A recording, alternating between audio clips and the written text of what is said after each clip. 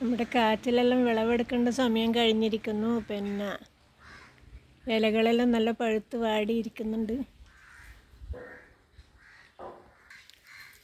ഒന്ന് വലിയത് ഇവിടെയുണ്ട്. ഇതൊരു വലിയ കിഴങ്ങ്. അടിഭാഗമാണ് ടേസ്റ്റ് ഉണ്ടാവില്ല. ഇങ്ങനെ കിളച്ച് വെച്ചിട്ടുണ്ട്. വെള്ളമെല്ലാം ഒഴിച്ച് വെച്ചിട്ടുണ്ട് എളുപ്പത്തിന് വേണ്ടിയിട്ട്.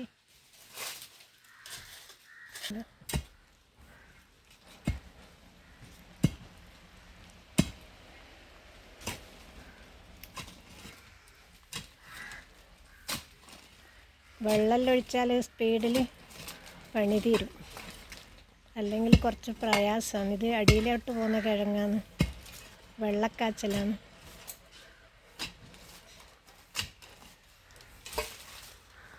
നല്ല അനക്കി നോക്കാം.